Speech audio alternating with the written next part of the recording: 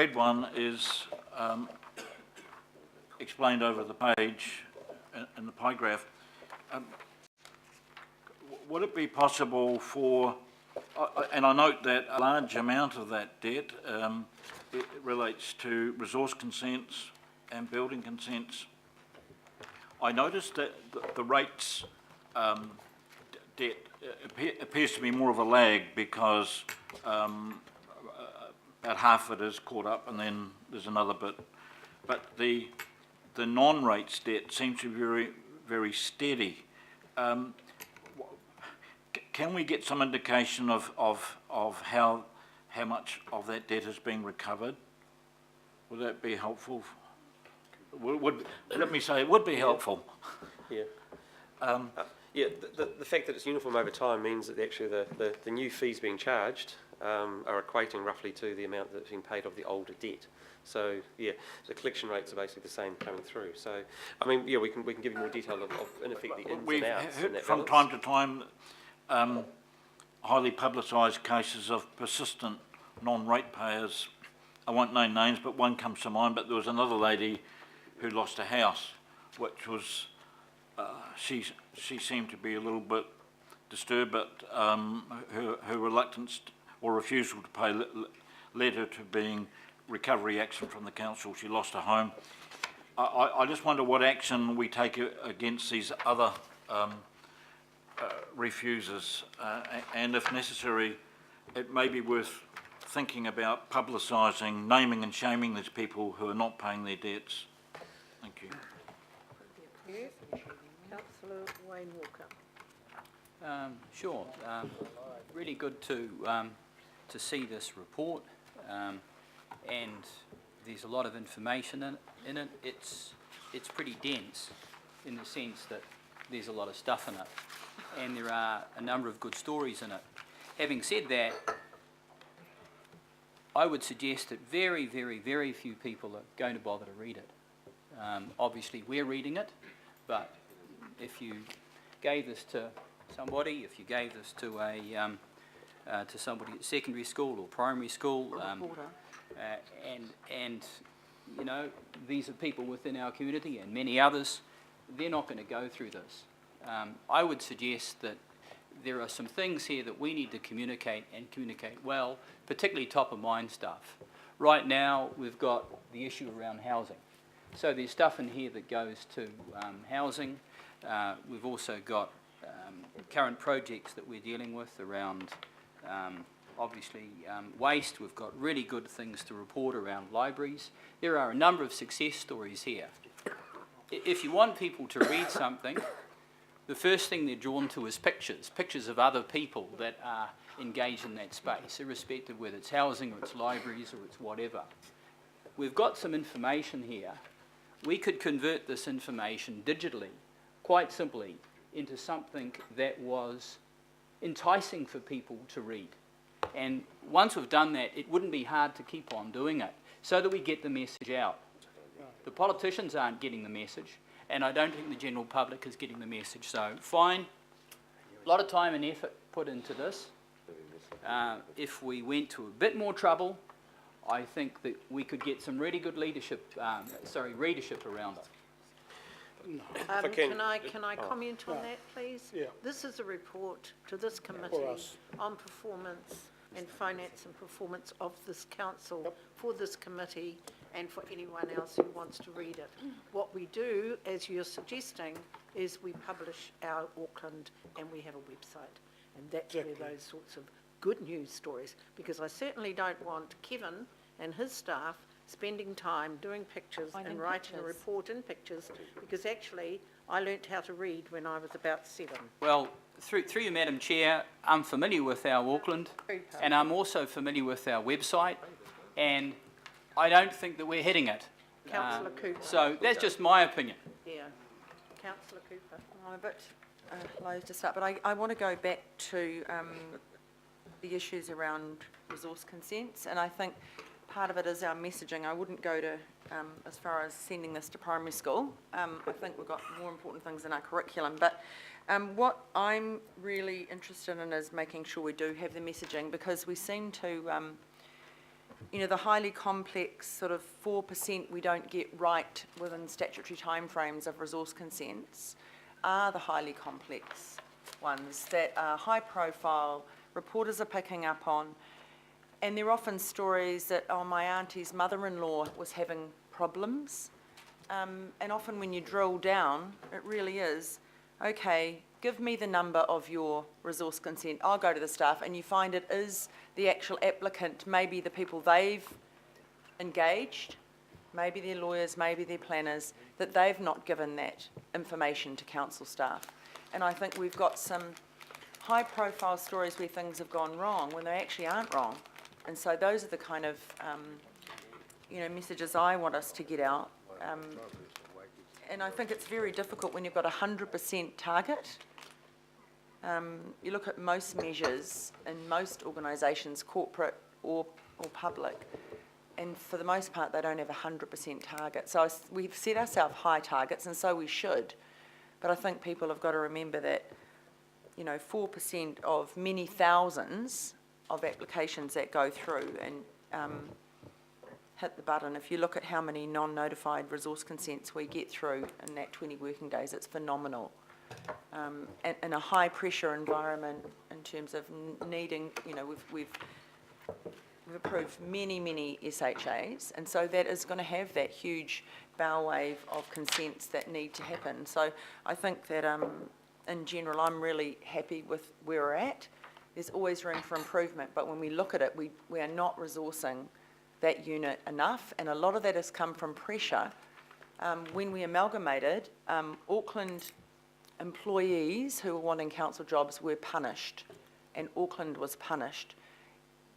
The mantra was, we've got to cut their wages, and I think that's what's happened to us. We weren't able to attract enough of the staff that we needed, so people went elsewhere because wages were better. And I hope that we can rectify that, because just because we amalgamated, we shouldn't have had the ATA who developed the council saying, well, your staff are going to get relatively less money than everybody else. It was actually a false economy, and now we're left with the issue of also pressure from a lot of politicians that we must cut staff wages, we must cut staff, and this is what happens. So in the areas where we really need staff, we need to be employing good people and more of them, because we've got a lot of pressure to actually build homes from our city, from central government and everybody else. So I think in terms of not meeting these targets at the moment, there have been those challenges that have been outlined, and I think we really need to make sure we are out there employing enough people and the right people. Thank you, Madam Chair. Councillor Wood.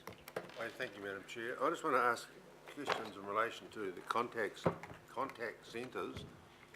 The questions really relate to, well, obviously there's been a substantial increase in the number of calls handled in this quarter compared to the same quarter last year. That's correct.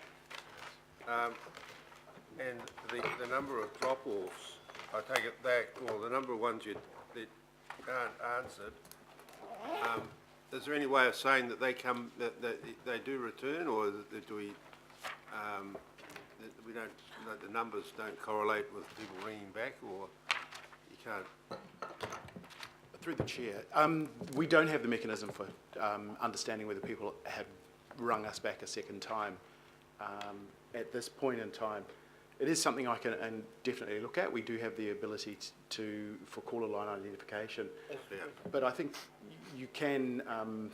There is a correlation that we know that if we have high levels of abandonment of telephone calls, that it does increase or subsequently increase the number of calls coming back in.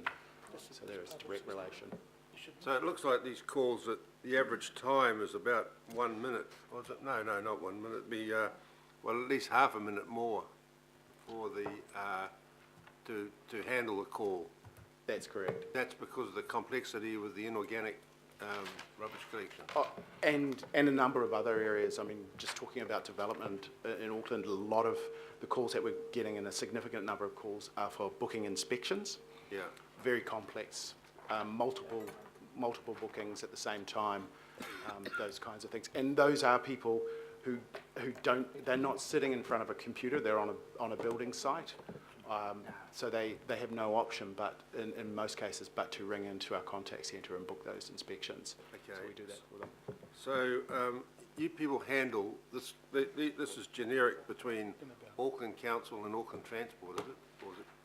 Yes, it is. We're currently handling all transports. So, with the AT hop card and the requirement that the gold cards be integrated into the AT hop card, and I see there's 140,000 still to be done, is that causing you extra work and issues? Sorry, just to clarify, Madam Chair, we handle Auckland Transport General Business. Public transport is handled by a separate group in Auckland Transport, so I don't have that information. Okay, currently. okay. Thank you. Councillor and I just want to pick up on what Linda was talking about there, is that this morning I spoke with Ian McCormick, and he was telling that he was in a conference last week, and every council in the country is short of staff in the building and consenting area. Yep. And this puts us at the mercy of those who do it. We can't really budget for what you're going to pay per hour for these people. I mean, as you know, right now, plumbers and electricians are charging up to $80 and more per hour to work. So we are in a bit of a situation as far as that's concerned. It can make it very difficult from a budgeting point of view to be able to deliver services within a budget requirement. I just want to put that on the table. Thank you, Madam. thank you. Thank you very much. Kevin, just very quickly from me, very good to see on page 93, the number of complaints regarding council democratic processes upheld by the Auditor General and Ombudsman. My question is, or probably a request really, with the Lagoima information, and it's really pleasing to see it here, can we put some sort of figure on that for future reports? Figure as in, Financial costs to council. There's a lot, we've had this discussion before, Yeah. and you've had it with me, but I mean, people put Lagoima requests in without actually understanding the Yeah. cost. okay. I yeah, mean, yeah, there would we'll be see. one or two organisations that would be quite surprised how much they cost us, Okay. because they're trying to keep the ratepayers. Yeah, Okay? there's been estimations made in the past, I but know. yeah, That it was needs- only the direct cost of those actually directly involved in there, but yep, we'll see about getting something added. Thank you. Councillor Filipaina, you are last. Yeah, sorry, Chair, I wasn't going to say anything up until I saw on page 80, around 67, in domestic curbside refuse. So I'm assuming that the curbside one is is inside the land, the property. I'm just sort of finding out why curbside is still being used. Is that still being done around Auckland? That's all. The other thing as well is under, well, I mean, it's got domestic curbside refuse kilograms per capita per annum. But I thought we've stopped curbside. Through, We haven't? through No, the chair, that's still, curbside refuse is our normal refuse. Oh, that's the bin. Yes, what we were referring to earlier was the inorganics, Organics, which are on property. Okay. Look, the other question is on 61, the percentage of urgent animal management complaints, but more importantly around what has sort of been done with the chair of regulatory and bylaws, and it's about the update on the amnesty. Is there any update in regards to, because I know it's going well, and especially with our the dog breeds, the pit bulls, because I think that needs to sort of be highlighted, because you know all the issues around the media. My understanding through you, Chair, my understanding is that of about Monday there was about 355 that were arrested, and I think it was just over 200 pit bulls and the owners. So, I mean, I just think it just needs to be... Will come through in the next Yeah, report, because in the this is next one? only to the end of March. Oh, yeah. So okay. that subsequent to this period, but yeah, we can make sure that's Okay. included in the next that report. initiative didn't Yep. start until April, so that's Okay. why it's not in Thank you, here, sorry. but thank you for Okay, raising thanks, it. Chair. Right, have I a seconder for the report, please? Councillor Close, thank you. All those in favour? Aye. Heads carried, thank you. Moving on to, thank you Kevin, thank you Nigel, always a good report to have.